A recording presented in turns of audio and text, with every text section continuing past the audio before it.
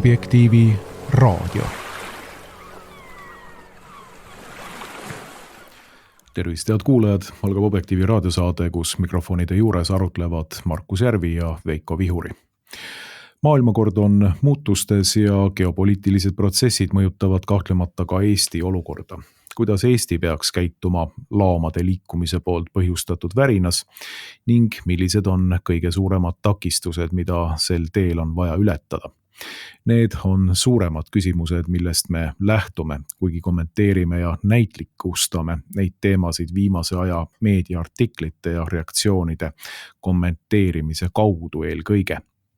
Meie arutelu katalüsaatoriks olgu välja toodud saate esimeses pooles Delfi propagandist Martin Laine artikkel Vene mõju, kuidas Venemaa propaganda ja mõjuagendid Eesti maailma imbusid, mis reastab jutumärkides Venemaa mõjuagente eesmärgiga neid ühiskondlikult häbimärgistada. Ja see artikkel toob väga selgelt esile, kuidas igasuguste alternatiivsete nägemuste esitamine, kodu kaitsmine tuulikute ja polügonide eest ning lihtsalt Eesti strateegilise kommunikatsiooni kõikvõimalike narratiividele vastukäivate seisukohtade esitamine toob endaga kaasa Kremli mõjuagendiks sildistamise. See toob aga välja ühe tänase peateema, milleks on pidev ja paaniline Venemaa kaardi väljakäimine kõige puhul, olgu sisepoliitilise või siis välispoliitilise teema juures. Kui keegi on ametlikule või valitsuse poolt edendatud projektidele vastu, siis on ta automaatselt Venemaa mõjuagent. Sellises infantiilses ja paanilises kliimas on mõistuspärase arutelu pidamine loomulikult täiesti võimatu ja mina näengi seda üheks peamiseks takistuseks, et Eesti võiks hakata üle saama oma krampidest, millest seda on end mässinud siin viimase 10 aasta jooksul, aga ilmselt kõvasti kauem. Jaa, võtan siis jutujärje üle ja alustame tõesti Martin Laine juba nimetatud artiklist, mis siis kaardistab Eesti, ma ei tea, kas nad on siis mõjuagendid või mõjuisikud või siis uhuud või nad on kõik nagu ühte patta pandud, väga, väga erinevad inimesed, väga erinevad ringkonnad, keda võib-olla tõesti ühendab kriitilisus olemasoleva poliitilise süsteemi suhtes, mis sõidab inimestest üle, mis viib ellu poliitikaid, viib ellu kavatsusi, mis tegelikult ei peegelda kogu rahva mõtteid, kogu rahva huve ja mis läheb kohati väga teravasse vastuollu kohalike inimestega, kui me räägime näiteks tuulikuparkidest või kas või seesama Nursipalu küsimus, mis ju valusalt puudutab sealseid inimesi, et kõik nad on nagu ühe sellise käeviipega kuulutatud Kremli mõjuisikuteks. Ja siis nüüd on nagu 30 sellist isikut ka välja nopitud ja nii-öelda siis jutumärkides autahvlile pandud. Ja esimest korda avastasin ma, et ka mina olen nüüd sellel autahvlil ilusasti ära toodud 30 Eesti, ma ei tea, esiputinisti või siis Kremli mõjuagendi seas. Ja see on selline interaktiivne graafik tegelikult, et kui see Delfi artikkel lahti teha, siis see graafik on seal nagu eraldi avanev, sa saad kursoriga siis vastava näopildi või profiilipildi peale minna ja vaatad siis, et millised seosed on seal ühel või teisel isikul või et kuidas see võrgustik siis nagu töötab. Ja ma enda puhul siis vaatasin, et mind on seostatud selle inimestega, keda ma isiklikult üldse ei tunnegi, kellega ma ei ole teadlikult ühtegi sõna vahetanud või kui ma olen viibinud samas, ma ei tea, samal meeleavaldusel või mingisugusel üritusel koos või kui ma olen isegi jaganud kellegi postitust, siis see ei tee ju sellest ju veel koostööd, see ei tee ju sellest samasse võrgustikku kuulumist. Nii et ma nagu enda suhtes olin küll nagu veidi pettunud, et kas see on siis nüüd see, mille alusel te nagu loote neid seoseid ja mille alusel te siis tembeldate kellegi mõjuagendiks, et noh, et ka seda natuke vähe ei ole või. Aga noh, tegelikult kui tulla nagu sellelt isiklikult tasandilt nagu üldisemale tasandile, siis see käekiri on ju väga, väga selge, et see on olnud, ma ei tea, rohkem kui 10 aastat juba niimoodi. Martin Laine on seda korduvalt varem teinud, on ka teised inimesed teinud, eriti just Ekspress Meedias, Delfis, et kus siis kuhjatakse kokku igasuguseid seoseid. Võib-olla võib tagasi mõelda kunagi SAPTK seostamisele selle, ma ei tea, oli see mingi oligarh või kes ta seal oli, Malofejeviga, et kus keegi on käinud samal konverentsil või mingisugused seotud isikud on käinud juhtumisi viibinud ühel konverentsil koos ja sealt siis selle abil konstrueeritakse siis mingisugune selline mudel, mille kaudu siis väidetavalt mingisugune mõjutegevus või mõjutamistegevus toimub. Et see on täiesti välja mõeldud, see on ette kujutatud, aga see ei ole lihtsalt selline eksimus või halvasti tehtud töö, vaid see on ju täiesti sihipärane töö. Et niimoodi, see ongi nende inimeste modus operandi, luua seoseid, näidata lugejatele, näidata avalikkusele, et siin taga on midagi kahtlast, et tegelikult ka kõik need Eesti erinevad ringkonnad, on nad siis tuulikuvastased, on nad polügoonivastased, on nad vaktsiiniskeptikud, on nad praeguse riigisüsteemi kriitikud mingites muudes aspektides, et nad kõik tänu sellele vastalisusele kuuluvad Kremli mõjuisikute hulka või kuuluvad sellesse mõjutussfääri, mille kaudu siis nagu idanaaber üritab meie riiki õõnestada, lõhestada ja siin oma narratiive kehtestada. Ja mis on kõige naeruväärsem selle asja juures, et kui see artikkel lõpuni kerida, siis seal on tagasihoidlik märge, et see uurimistöö on valminud, ja seal ei ole küsimuse all ainult üks artikkel, vaid terve artiklite seeria, et see on valminud koostöös, kuidas see täpselt seal on öeldud, organisatsiooniga, mille nimi on Open Information Partnership. Ja kui hakata nüüd uurima, et mis organisatsioon see Open Information Partnership on, otsida internetist nende kodulehekülge üles, vaadata, mida nad endast kujutavad, siis seal on ühes kohas ausalt nii-öelda ära toodud, et seda organisatsiooni rahastab Suurbritannia valitsus või Ühendkuningriigi valitsus.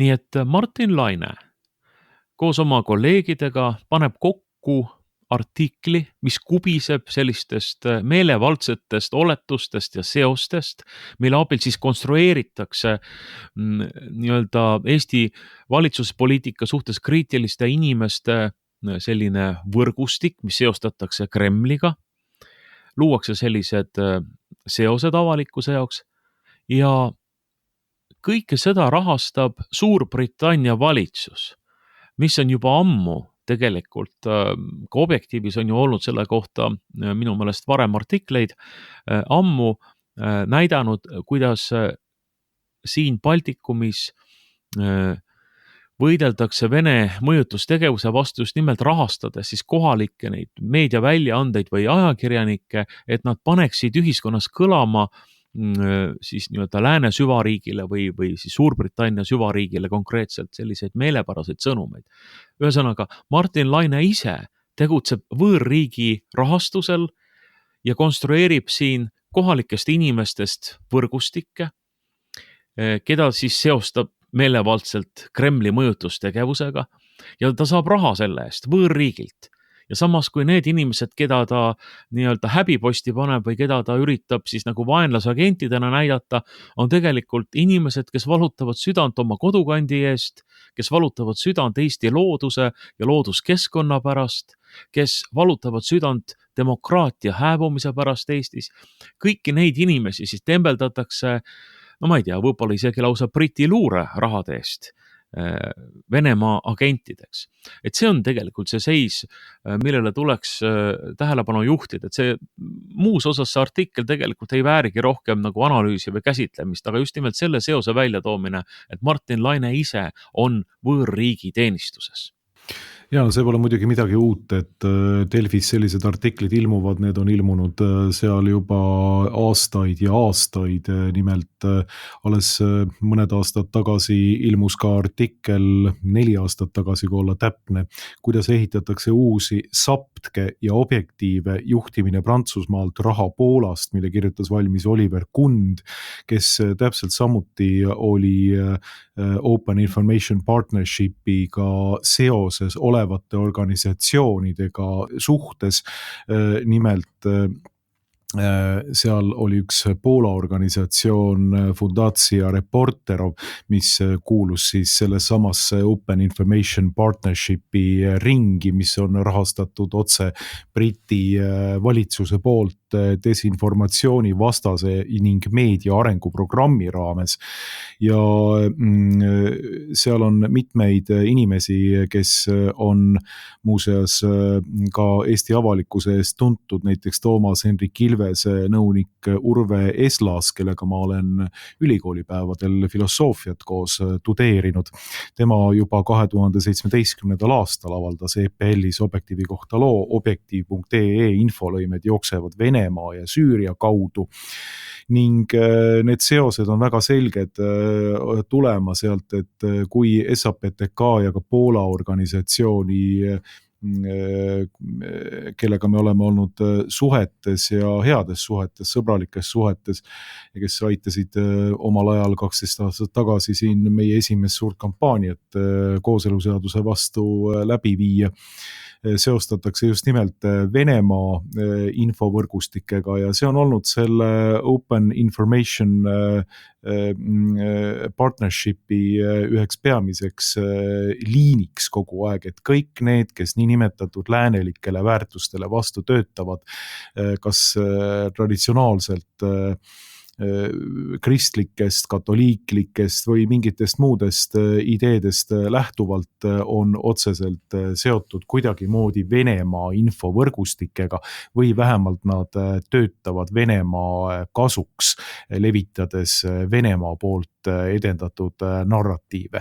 No see on täiesti meelevaldne loomulikult olnud algusest peale see seostatus, et kui siin nüüd see Fundacja Reporterovi asi 4 aastat välja tuli, siis no muidugi Poola puhul võib lihtsalt naerda suure häälega, et kui rääkida, et Poola katoliiklik organisatsioon Piotr Skarga sihtasutuse näol oleks kuidagi seotud Venemaa infooperatsioonidega, siis tundes neid inimesi, kes on võib-olla ühed kõige suuremad Vene vastased, keda ma olen üldse kunagi tundnud, on neid seostada Venemaaga on midagi täiesti meelevaldset ja tobedat ja rumalat.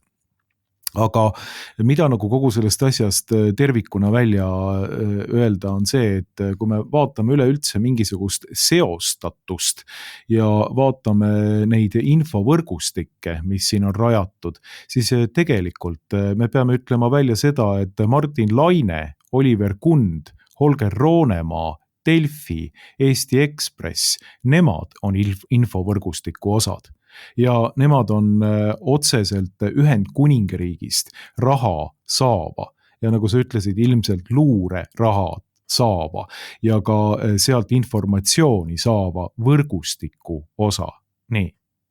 Ja kui üldse võrgustikku kuskilt otsida, siis nendest niinimetatud transatlantilistest organisatsioonidest, kuhu kuuluvad ka siin eestlased, kes on juba avaldanud arvamust selles küsimuses. Muuseas tasub mainida, et Riias asuv NATO strateegilise kommunikatsiooni keskus, mille asedirektoriks oli tänapäeval Riigikokku jõudnud E200 poliitik Peeter Tali, kuulub sinna samasse Open Information Partnershipi ringi.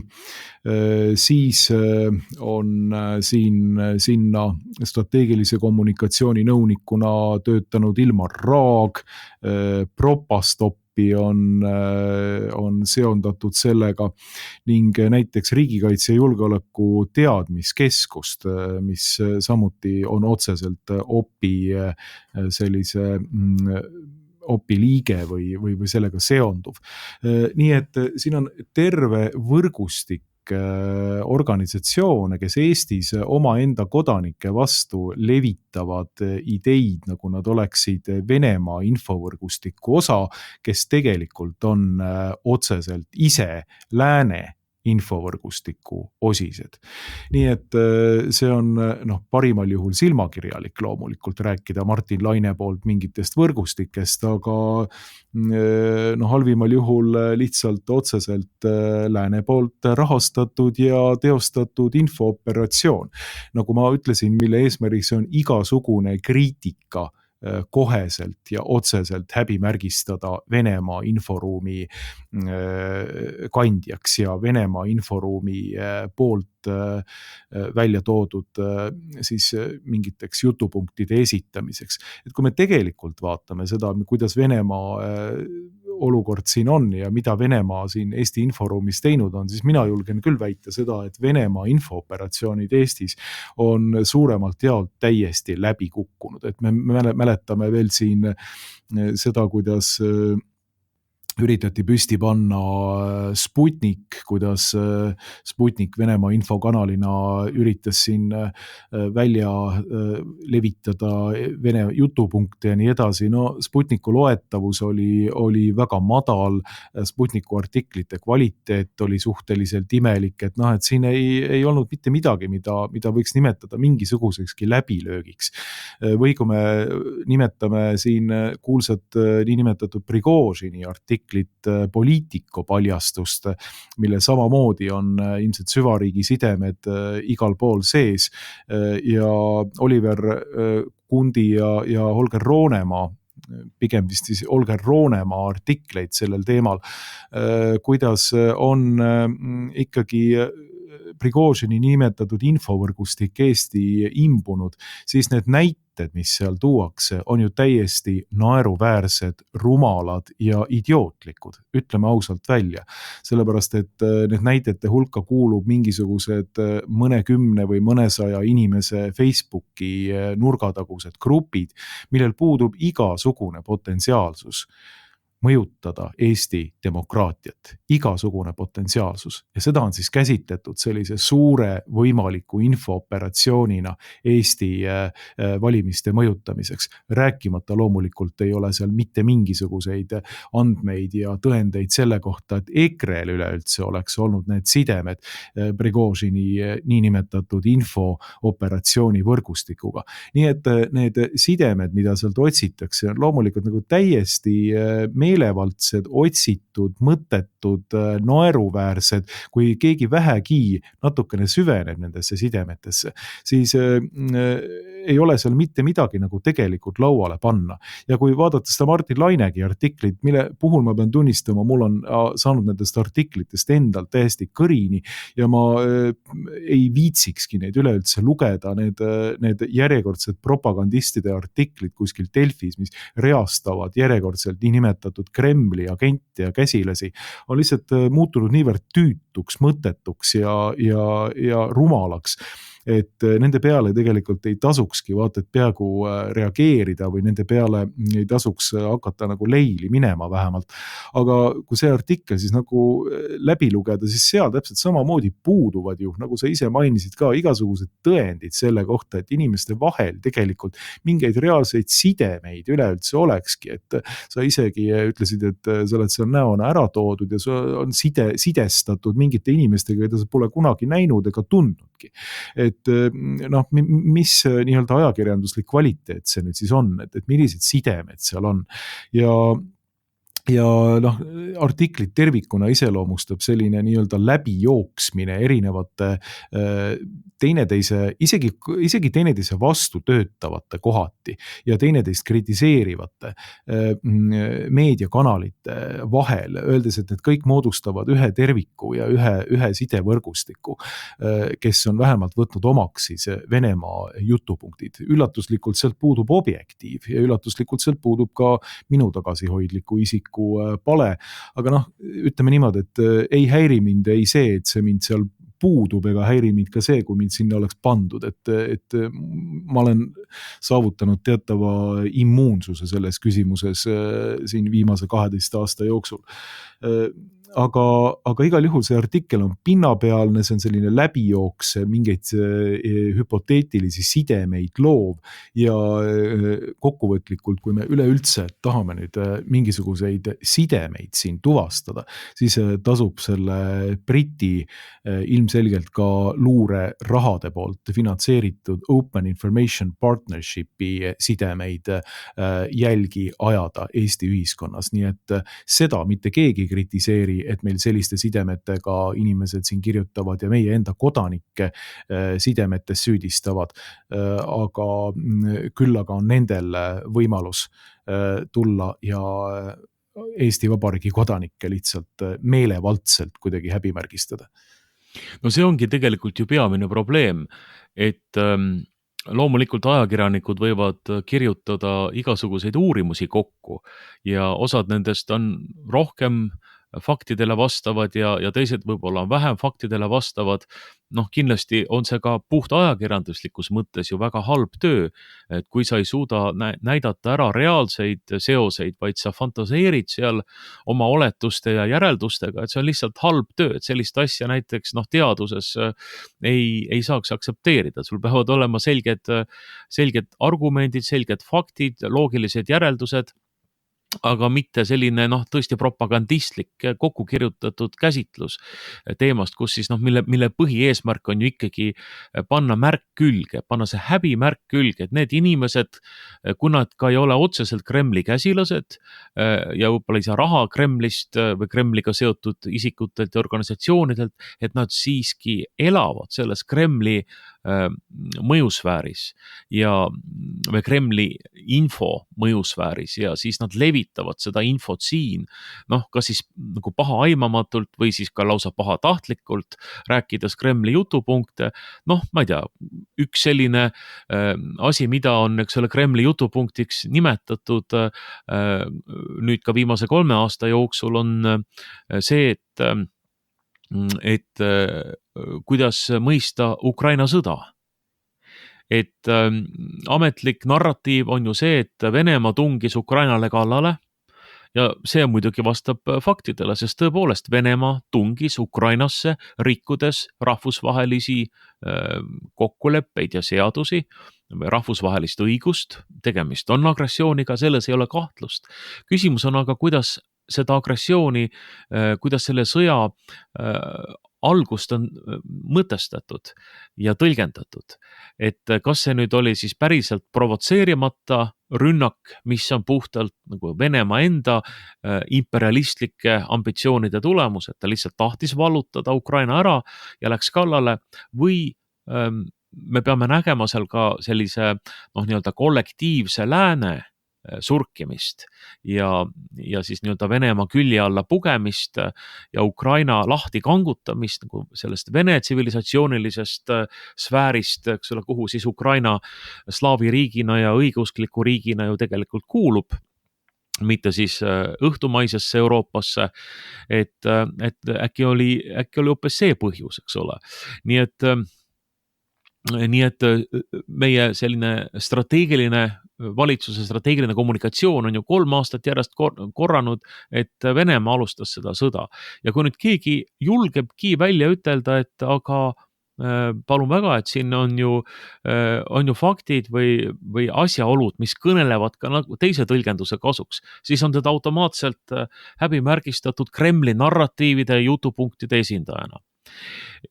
Mis siis on tegelikult ju infosõja selline lahing, et valitsus ja ütleme siis lääne süvariigid, selline korporatiivne lääs, nimetame seda siis nii, mul ei olegi nagu päris head terminit praegu, aga selline korporatiivne lääs on üritanud nagu kehtestada selles kahtlemata ida ja lääne vahelises konfliktis oma sellise käsitluse, propagandistliku narratiivi, panna selle maksma ja just nimelt Martin Lainede ja kõikide nende taoliste väikeste mutrikeste ülesanne on seda kommunikatsiooni kinnistada, seda narratiivi kinnistada ja kõiki kahtlevaid hääli häbimärgistada.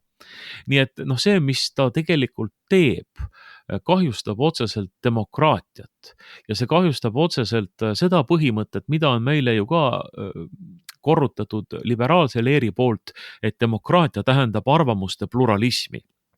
Et ärge tulge siia meile oma konservatiivsete loosungitega, et tegelikult demokraatlik ühiskond on pluralistlik ühiskond, siin on palju erinevaid ideid ja kõigil neil on õigus siin avalikus ruumis olla. Tegelikult me näeme, et sellised infosõdalased nagu Martin Laine ja teised, keda siin on juba nimetatud ja kindlasti paljusid me ei ole nimetanud, ju seisavad selle eest, et avalikus ruumis valitseks ainult valitsuse strateegiline kommunikatsioon. Isegi kui nad ei saa otseselt rahastust Eesti valitsuselt, aga mingisuguselt välismaiselt valitsuselt, mis kuulub tegelikult sellesse samasse korporatiivsesse läände või kollegiaalsesse läände, mis siis seda sõda peab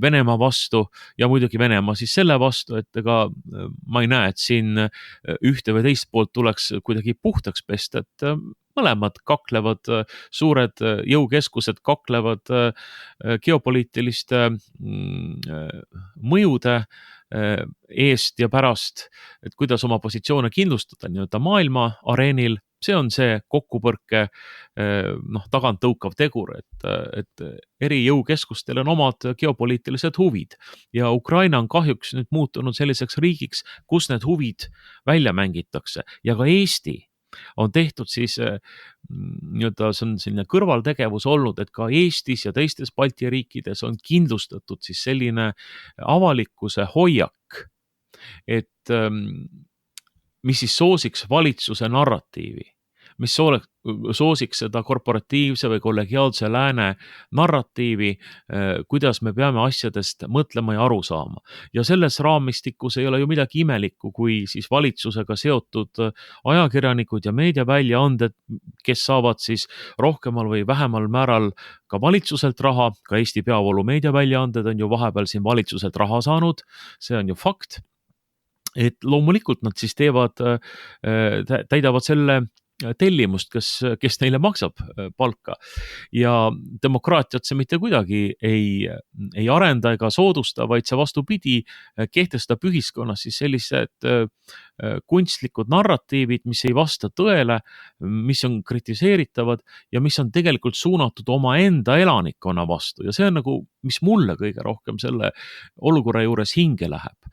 Aga mis nüüd laiemalt puutub sellesse muutunud geopoliitilisse olukorda, siis me ju tegelikult näeme praegu seda, me rääkisime sellest ka eelmises saates, aga jätkame siis täna natukene uuemas olukorras, sest vahepeal on siin olnud ka see Zelenski ja Donald Trumpi kohtumine. Kui me saadet salvestasime, et siis seda ei olnud veel toimunud. See on nüüd natukene siin ja kõik see, mis selle järel on toimunud, on toonud siia nagu uusi aspekte sellesse loosse juurde, et kui me nüüd mõtleme sellele geopoliitilisele olukorrale, kus me oleme, et siis me näeme seda, kus siis üks selle ida ja lääne konflikti osapooli või ütleme peamisi osalejaid selles on otsustanud välja tõmbuda ja kokku pakkida ennast sellest konfliktist. On otsustanud, et enam ei soovita selles konfliktis osaline olla. Ja ma räägin siis Ameerika Ühendriikide uuest administratsioonist.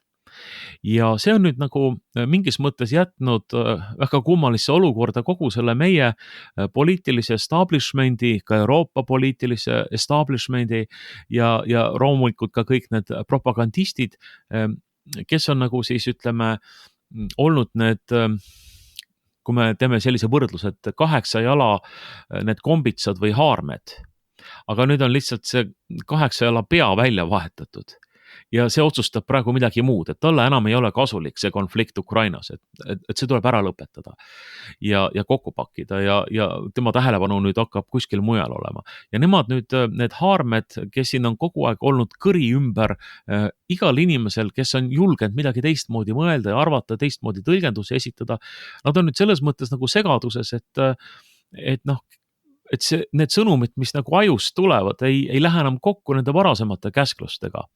Ja noh, me näeme praegu sellist agooniat minu meelest, need on sellised agoonias olevad tõmblemised, kus nad siis üritavad seda vana liini veel jätkata, aga see ei ole enam kuigi kaua võimalik, sest tegelikult on tõesti toimunud muutus peas kollektiivse lääne juhtriigis, kes on lihtsalt otsustanud oma huvid teisiti ümber defineerida. Ja nüüd, eks ole, mis meie jaoks kui eestlaste jaoks on nagu oluline, on see, et me peame endalt küsima, et millises olukorras me siis nüüd ikkagi oleme ja mida me peaksime selles olukorras nagu edasi tegema, mis on kõige kasulikum Eestile, mis on kõige mõistlikum ja ratsionaalsem Eesti jaoks.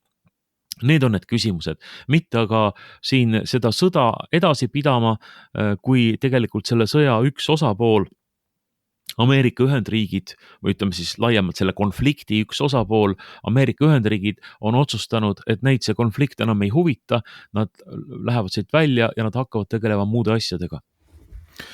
No need narratiivipunktid, mida Martin Laine esindab siin, aga mida kogu Eesti Stratkomi süsteem on päevast päeva haamerdanud Eesti meedias, olgu selleks Rainer Saks, Teet Kalmus, Igor Taro, Meelis Oidsalu, Erki Koort ja paljud teised veel, ning reformierakondlik valitsus koos oma Peeter Talidega, koos oma Igor Tarodega loomulikult ka samuti Riigikogu liikmetega ning sotsialistist siseminister Läänemetsaga, et kõik see Eesti Stratkomilik tervik, mida ta on edendanud, need narratiivid on tegelikult tühjaks saamas ja nad on tükkideks kukkumas. Et kujutame nüüd sellist olukorda ette, et kui omaaegses Riigikogus, kui Kaja Kallas, tänane Euroopa välisesindaja, ka toonane peaminister, oleks keegi talle öelnud seda, et Ühendriikide ja Venemaa vahel on varisõda, proxy war Ukraina kaudu. No siis ta oleks saanud tegelikult Kaja Kallaselt nipsakalt kohe külge Kremli agendi sildi. Kui keegi oleks öelnud veel mõned aastad tagasi, et NATO laienemine on põhjustanud Ukraina sõja, et see on olnud üks selline peamine põhjus, milleks Venemaa on sinna rünnanud. Mitte lihtsalt irratsionaalsete imperialistlike taotluste pärast, vaid selleks, et mitte lasta Ukrainal NATOsse minna ja NATOga liituda. Jälle oleks kogu kommunikatsioon andnud talle külge Venemaa ja Kremli agendi sildi ja seda teeb muuseas Laine oma artiklis veel öeldes, et need, kes väidavad selliseid asju, ongi Kremli agendid. Nii, aga tänapäeval on meil välja tulnud selline olukord, kus see sinu poolt mainitud 8 jala pea, ehk siis USA president Donald Trump tuleb ja ütleb väga selgelt välja, et NATO laienemine on põhjustanud Ukraina sõja. Ta on seda avalikult mitu korda välja öelnud. Ja sellepärast ei ole Ukrainal mitte mingisugust lootust, kui me tahame rahu sõlmida seal NATOga liituda. Marco Rubio, kes on USA välisminister, ütles otseselt välja sellise lause. Ausalt öeldes on see varisõda tuumariikide vahel, Ukrainat aitavate Ühendriikide ja Venemaa vahel ning see peab lõpule jõudma. Ma kordan seda ideed või seda mõttekonstruktsiooni, et Eesti opositsioonipoliitikule oleks Kaja Kallaselt tulnud Kremli käsilase silt. Nüüd seesama Kaja Kallas Euroopa Liidu kõrge välisesindajana jäeti Marco Rubio ukse taha, kes väidab täpselt sellist asja, mille eest talle siin või Eesti inimesele oleks külge pandud Kremli agendi silt. nii et see diskursus tervikuna on väga suurtes muutustes ja see, mida on siin väidetud läbi aegade ja inimesi sildistatud, oma teisitimõtlejaid sildistatud, neid, kes on täiesti põhjendatult väitnud seda, et kollektiivne lääs on provotseerinud Venemaa sinna sõtta ning see sõda ei ole sarnastel tingimustel tehtud nagu ma ei tea, ükskõik milline teine Venemaa imperialistlik vallutussõda, siis on ta saanud omale sildi külge. Nii, aga nüüd on peaideoloogid või need, kes tegelikult vastutavad kogu selle protsessi eest ja tahavad seda protsessi nüüd praegu ära lõpetada. Nii Trump kui Rubio kui kogu Trumpi administratsioon öelnud need samad ideed välja. Ja siin kogu Saksade, Kalmuste, Tarode, Oidsalude, Koortide, Kaja Kallaste ja teiste seltskond peab hakkama sellega nüüd muganduma. Et siin ei aita neil mitte midagi enam teha. Ja täpselt nagu üldse vaadata seda olukorda, siis ka Briti raha nautiv Martin Laine ei peaks tegelikult üleüldse selliseid artikleid enam kirjutama, sellepärast et need on ajast ja arust.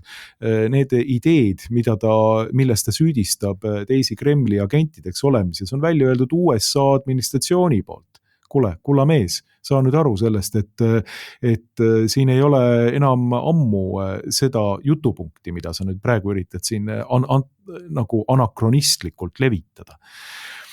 Nii et see tervik on suures muutuses ja mina arvan, et Eesti on üleüldse kinni jäänud sellistesse ajaloolistesse eeskujudesse, et kui me Ukraina konflikti hindame samasuguste arhetüüpide kaudu, nagu seda on Soome talvesõda, et tekitati uus maailmakord ja Venemaa ja Nõukogude Liit antud juhul siis lihtsalt tuli ja marssis sisse Soome. Ja soomlased ennast kahtlemata väga õigustatult ja sangarlikult kaitsesid ja au neile selle eest.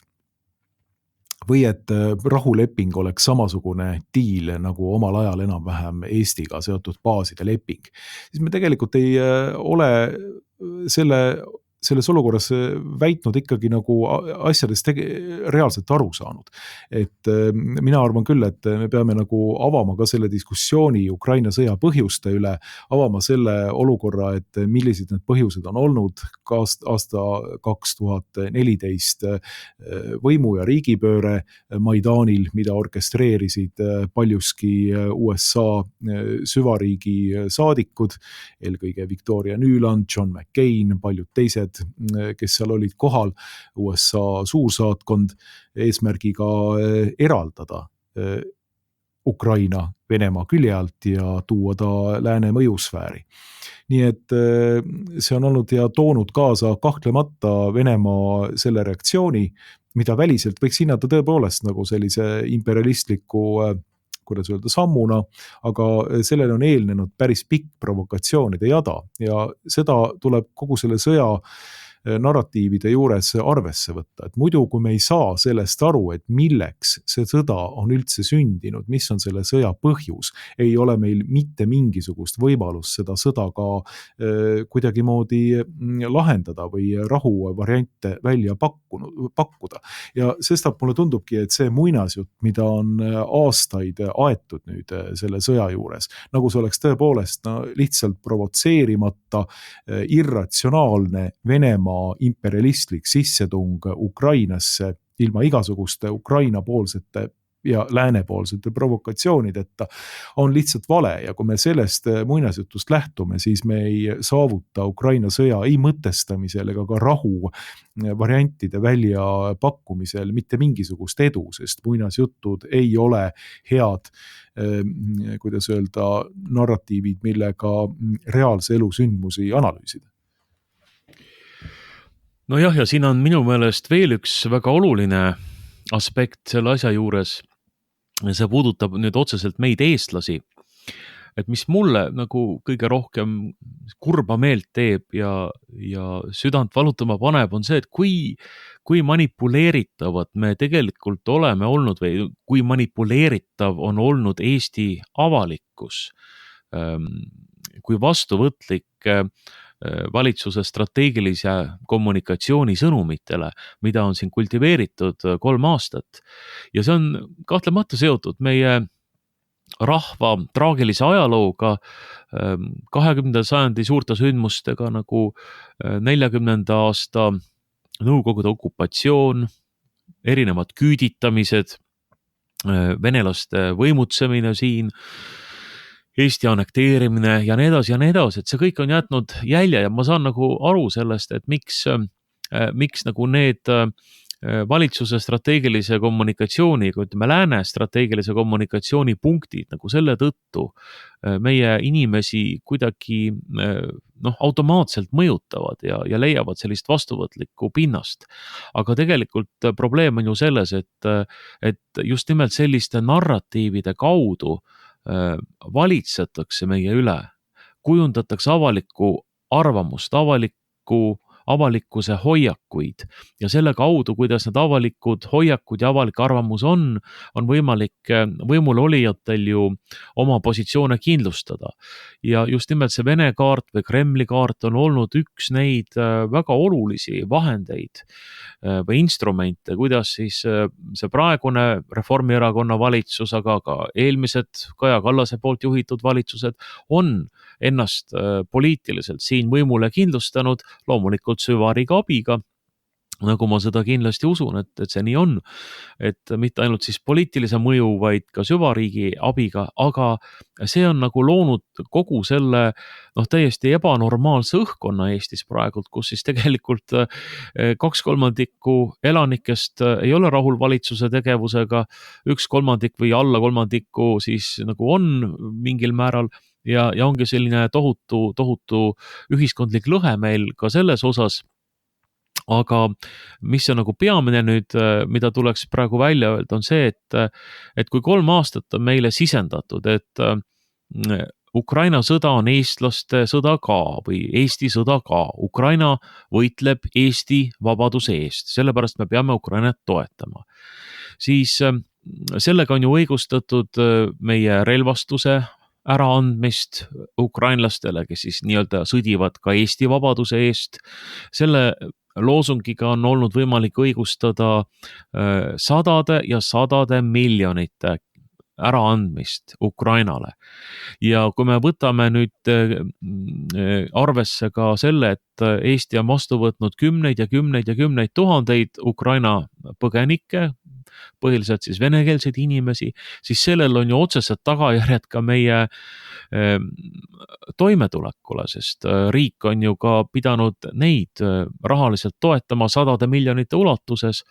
Kui inimesed nagu ei saa aru, et miks nagu haigekassal enam raha ei ole, miks on vaja eriarstide visiiditasu tõsta, miks on need või teised kohalikud probleemid, et lihtsalt raha ei jätku seal teede lahti lükkamiseks, siis see ju ongi sellest põhjustatud, et meie poliitilised ringkonnad on otsustanud Ukrainat toetada, pidades seda Eestile siis kasulikuks ja võib-olla ka ise mingit kasu sealt lõigates.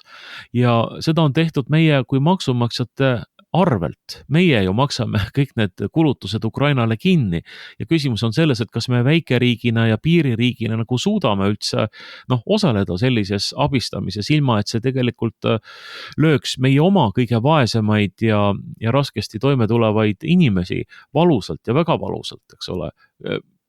Kindlasti on ka valitsuse poliitiku Ukraina suhtes see põhjus, miks on vaja teha automaksu, miks suured pered peavad maksma, ma ei tea, 800 või 900 eurot automaksu, kuna neil on lihtsalt suure pere jaoks suurem auto või ka tavainimesed, kellel on väiksem auto, maksavad sadu eurosid ära valitsusele. See on ju kõik selle tagajärg. Me peame seda teadvustama. Nii, ja kui me nüüd mõtleme, et meile lubati ju seda, et Venemaa purustatakse Ukrainas, et me toetame selle nimel Ukrainat, et ukrainlased suudaksid Venemaa põlvili suruda, et Venemaa saaks sõjalisel ja lausa strateegilise kaotuse osaliseks Ukrainas, siis seda peamist eesmärki ei ole ju juhtunud. Ja ja see, mida vot seda nüüd tuleks kõigil meil nagu tähele panna siin, et seda narratiivi on kedratud 3 aastat, et Ukraina kohe võidab ja Venemaa saab lüüa ja siis on meil ka parem. Et siis on Venemaa lihtsalt nii löödud, et ta ei tule enam tükk aega kellelegi kallale, et ja eestlane, ka mina tegelikult, mulle see selles mõttes ju meeldiks, et näete, et siis me saame rahu, eks ole, me saame rahus oma elu edasi elada, me ei pea kartma seda idanaabrit. Aga see on algusest peale olnud ebarealistlik eesmärk, sest mingit sellist võimalustki ei ole olnud mitte kordagi, et Venemaad tõesti suudetakse sellisel viisil lüüa ukrainlaste poolt, et Venemaa oleks audis järgmised, ma ei tea, 30 aastat või 25 aastat, saades siis häbistava kaotuse osaliseks seal. Ja nüüd, kus eestlasi on üles keeratud selle strateegilise narratiivi poolt, mida siis stratkommarid on muudkui päevast päeva õhutanud ka Delfi veergudel, aga ka Postimehe veergudel ja mujal igal pool, kuidas Venemaal saavad raketid otsa, kuidas Venemaal ei ole sõdureid enam, kuidas Venemaa rinne variseb kohe kokku, kuidas nüüd viimases hädas on Põhja-Korea appi kutsutud, kuidas nüüd on nii ja naa, ukrainlased võtavad Kurskis suuri maa-alasid enda kätte. Tegelikult on see kõik ju valeks osutunud. Ja kui eestlasi on üles keeratud, et nüüd me võidame kohe, me saame kohe võidu, andke veel natukene rakette, andke veel natuke raha juurde Ukrainale, kohe nad võidavad, siis tegelikult see on ebarealistlik, ei võida ju. Ja nüüd Donald Trump ja Ameerika uus juhtkond on otsustanud, et nemad ei taha enam seda sõda rahastada. Et Ameerikal on muudki targemat teha, kui Venemaaga kakelda Ukrainas, olla siis see varisõja üks osapool ja tegelikult üks initsiaatoritest. Ja nüüd Trump ütleb, et me paneme abi kinni, enam ei jaga luureandmeid, enam ei anna raha, kuni Ukraina on siis nõus ka rahu läbirääkimiste laua taha istuma. Ja loomulikult tuleb siis rahu nimel läbi rääkida Putiniga.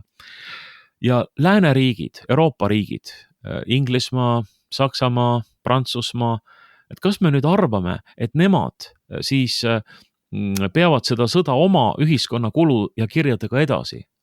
Oh ei. Nemad ei pea seda sõda oma ühiskonna kulu ja kirjadega edasi. Neil ei ole lihtsalt selleks nii palju raha, neil ei ole selleks ka lihtsalt ühiskondlikku toetust, et nüüd saata oma sõdureid ja oma relvastust sinna nii suurel määral, et tõesti sõtta mingi pööre tuua.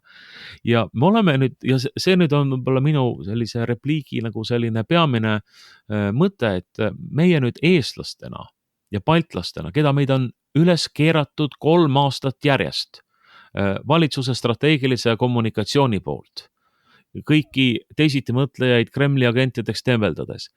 Meilt tõmmatakse praegu vaip jalge alt ära. Meid ei kutsutud isegi mitte Londonisse Euroopa juhtivate riikide kohtumisele, et arutada, et kuidas siis selles olukorras nagu edasi käituda, mis siis praeguseks on poliitiliselt kujunenud. Et me ei ole isegi nii palju väärt, et meid kutsuda Euroopa laua taha, et arutama siis, kuidas seda Ukraina sõda lahendada, et mis on need käigud. Meid võib-olla informeeritakse nendest otsusteks, et mida te siis nüüd edasi teete. Ja kogu see meie elanikkond, meie head kaasmaalased, keda on üles keeratud nende propagandasõnumitega, keda on pandud uskuma sellesse, et me nüüd kohe võidame selle sõja, Ukraina sõdib meie eest ja nüüd on meie kõik need vanad unistused ja lootused lähevad praegu täide. Tegelikult meil seda vaipa enam jalge all ei ole. Me oleme põhjalikult ära rikkunud oma suhted Venemaaga, kellel on reaalne võimekus meile haiget teha, kui nad seda tahavad. Ja meie rahvuslik huvi peaks ju pigem olema selles, et me selle sõja Venemaaga tähendab siis Eesti ja Venemaa vahelise sõjalise konflikti ükskõik mis hinnaga ära hoiame. Ja et me katsume siis selle nimel ka mingisuguseid heanaaberlikke suhteid rohkem viljeleda. Et loomulikult ega Venemaa ei võta ka meid tõsiselt, mul ei ole ka seda illusiooni, et me ei ole Venemaa jaoks nagu võrdne partner. Aga lihtsalt me oleme mängitud ja paljuski ka iseenda poolt mängitud sellisesse olukorda, kus suured lääneriigid otsustavad, et see konflikt ei vii enam kuskile välja ja võib-olla sakslased tahavad jälle saada Venemaa gaasi, teised lääneriigid tahavad Venemaa naftat saada ja suured lepivad nagu uues asjade korralduses kokku ja seda siis kommunikeeritakse ka nendele väikestele piiririikidele, kes siin on hüpanud 3 aastat üles-alla kõik see aeg igasuguste ähvardavate loosungitega. Ühesõnaga, me oleme ennast täiesti nurka mänginud, kogu meie välispoliitika on tegelikult krahhiga lõppenud ja ma ei oska nüüd öelda, kas nagu rahva enamus või meie avalik arvamus on võimeline üldse praegu tunnistama seda. Ma ütleksin, et meie oleme ju selle strateegilise kaotuse osaks saanud, just nimelt Balti riigid, need piiririigid. Et kas me oleme suutelised seda endale tunnistama, kas me oleme suutelised endale tegema sellest mingeid järeldusi, et kuidas siis nagu oma iseseisvust, oma suveräänsust, oma iseolemist siin Läänemere ääres nagu teistmoodi ja teiste vahenditega kindlustada, sest me oleme tegelikult väga plindris ja väga kehvas olukorras, nii et ma pean nagu oluliseks seda mõtet rõhutada, et tegelikult oleme selle sõja kaotajad ka meie kahjuks. Ja ma olen täiesti nõus sinuga, et me oleme mängitud, aga me oleme tegelikult ise lasknud mängida ennast sinna nurka ja oleme ise vabatahtlikult olnud need, kes on selgelt toetanud seda ideed olla selliseks väikeseks klähvitsaks vahetult Vene impeeriumi müüri vastas niimoodi. Ja see on olnud kasulik loomulikult USA sõjaparteile. USA sõjapartei on meid niimoodi mänginud, need transatlantilised sidemed, millest me siin saate alguses rääkisime, on olnud väga tugevaks motivaatoriks olnud ka Eestis, et nende sidemete kaudu tõesti Eesti avalikkus panna käituma sellisel viisil, et joosta peaga vastu müüri ja teha kõik võimalik enesest olenev, et mitte mingisuguseid läbirääkimisi Eesti ja Venemaa vahel ei tekitataks. Aga tegelikult vastupidine olukord on ju see, mille poole me peaksime püüdlema, et tõepoolest praegu minu arvates Euroopa ja ka Eesti kaotab ära suurepärase võimaluse, et esiteks iseseisvuda USA sellise sülekoera positsioonist, omandada head iseseisvuslikud suhted USA tänase administratsiooniga ja asuda läbirääkimistele ja diplomaatiliste suhete taastamisele ka Venemaaga. Et Euroopa ja Eesti praegune juhtkond käitub sellele täiesti vastupidiselt ja üritab vastupidi seda jäänuk sellist diplomaatilist positsiooni veel kivisse raiuda, selle asemel, et tulla sealt välja ja vaadata avatud silmadega mõlemale poole, USA ja Venemaa poole. Ja Eestis on ju iseloomulik see, et kogu selline sisepoliitiline arutelu on olnud viimased aastad monopoliseeritud täielikult Ukraina toetamise vajaduse ja Venemaa hirmu poolt. Iga valitsuse otsust on saatnud just nimelt see sama idee, et me kehtestame siin seda läänelikku demokraatiat, et meil on vaja neid otsuseid teha selleks, et Ukrainat toetada, et teil on vaja maksta, nii nagu sa väga teravalt ja tabavalt ütlesid, selleks, et me saaksime toetada Ukrainat. Meil on vaja teha seda selleks, et Venemaa meid ei ründaks ja nii edasi, kuni sinnamaani välja, et Jürgen Ligi tuleb ja ütleb, et need, kes tuulikute vastu on, need on kahtlemata Kremli agendid. Nii. Ja Kremli käsilased. Et siis iga valitsuse õuduse vastu olemine Eesti ühiskonnas on kohe Kremli agendi sildi omale otsa ette saanud. See on ebanormaalne diskursus. See on täiesti nagu oma rahva teadlik, küüniline, valelik lõhestamine. See on oma rahva mängimine põhimõtteliselt nurka teiste isandate poolt meile peale ja meie ajudesse süstitud loosungite läbi.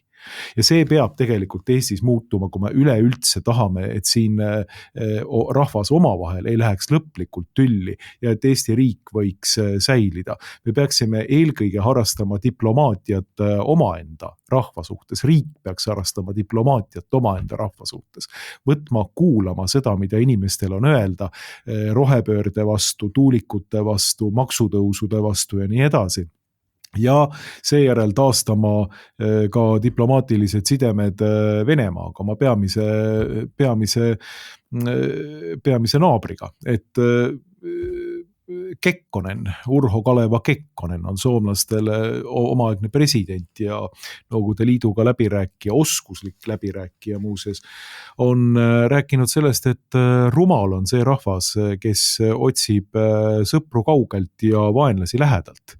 Et tegelikult Eesti peaks otsima sõpru nii kaugelt kui ka lähedalt ja vähemalt kui mitte sõpru, siis taastama diplomaatilised suhted, mis ei tähenda veel mingisugust nagu sõbrasuhet riigiga, vaid seda, et on üleüldse diplomaatiline kanal ja läbirääkimiste kanal, et ei tekitata seda ohtu, et diplomaatia puudumisel lahendatakse see olukord ära ei millegi muuga kui sõjaga. Sest diplomaatia on sõja käimine ilma sõjaliste vahenditeta ja sõda aktualiseerub siis, kui diplomaatilised vahendid on ammendatud. See on selline klassikaline nägemus diplomaatiast ja sõjast. Aga me oleme justkui valinud olukorra, kus meil diplomaatiat ei ole ja siis kuulutame ennast sõjas olevaks. Et rääkinud ka seda, et Ukraina sõda on meie sõda. No see on võib-olla kõige ohtlikum, rumalam ja idiootsem asi, mida Eesti on tänaseni võinud teha. Ja sestap tegelikult kogu see olukord on, nõustun sinuga, väga hapu, aga eelkõige tuleks siit hakata nüüd lahti harutama seda sisepoliitilist problemaatikat samuti, et mitte enam monopoliseerida sisepoliitilist arutelu Vene kaardiga. Me peame olema võimelised rääkima rahulikult ja analüüsima erinevaid põhjuseid ilma, et keegi automaatselt tuleb Vene kaardiga lehvitama. Ja valitsusele on saanud niivõrd mugavaks, niivõrd enesest mõistetavaks, retooriliseks lükkeks, et keegi enam ei küsigi seda, et kas on mingisugust põhjendust sellist kaarti lehvitada või mitte. Ei, seda lehvitatakse automaatselt. Aga nüüd, kulla inimesed, hakake aru saama sellest, et Trump on öelnud, et NATO laienemine on põhjustanud Ukraina sõja ja Marco Rubio on öelnud seda, et see on olnud USA proxy sõda Venemaa vastu. Need samad asjad, mida paljud on rääkinud ja arvanud ka, kes ei ole olnud nõus kogu selle olukorraga, mis siin on. Nii et diskursus on muutunud ja eestlased peavad ise selle diskursuse muutmisega kuidagi kaasas käima nüüd ja tegelikult ma arvan, et kui nüüd siin jätkuks juttu kauemaks loomulikult selle teemal, aga ma arvan väga lühidalt, et ega muud moodi seda poliitilise diskursuse muutumist Eestis ei teosta, kui ei ole välja vahetatud kas osaliselt või täielikult ka niinimetatud Eesti poliitiline eliit, kellel oleks teistsugused prioriteedid ja laiemad arusaamad, mitte need infantiilsed muinasjutud, mida siin senini on edendatud. Ja ma olen tõesti nõus sellega, et probleemi lahendus peab algama meie poliitilise establishmendi ümberkujundamisest, teatud poliitiliste jõudude väljavahetamisest võimu juurest, hoopis uue mõtlemise ja hoopis uue hoiaku omaks võtmisest ja ka avalikkus peab seda endale teadvustama, ka valijad peavad seda mõistma ja toetama siis neid jõudusid, kes on valmis Eesti tulevikku üles ehitama palju ratsionaalsemale alusele, kui see seni on olnud ja loobuma sellistest küünilistest kalkulatsioonidest, et me võime Kremli kaardiga lõpmatuseni opositsiooni sildistada ja omaenda võimu kindlustada. Aga samas ma pean jälle tunnistama, et mul ei ole praegusel hetkel ikkagi väga suurt usku sellesse, et kas meie avalikkus ja kas meie valijad nagu laiemas laastus on valmis seda pööret tegema, sest ilma avalikkuse hoiakute muutumiseta ma kardan, et seda pööret ikkagi Eesti enese mõistmises ja uues poliitikas ei tule. No selleks on vaja pingutada, et see avalikkuse hoiakute muutus reaalselt tuleks, sest ultimatiivselt saab see olema Eesti eksistentsi ja elu ja surma küsimus. Aga selle raadiosaatega on alati niimoodi, et siis kui tahaks alles rääkima hakata, tuleb mikrofon antud juhul kinni panna, meiegi raadiosaate aeg praegu lõpeb. Aitäh, Veiko, sulle rääkimast ja kaasa mõtlemast ja mõtestamast. Ja, aitäh kutsumast! Selline oli seekordne Objektiivi raadiosaade. Mikrofonide juures, nagu ikka, olid Markus Järvi ja Veiko Vihuri. Tänan kuulamast, kõike head!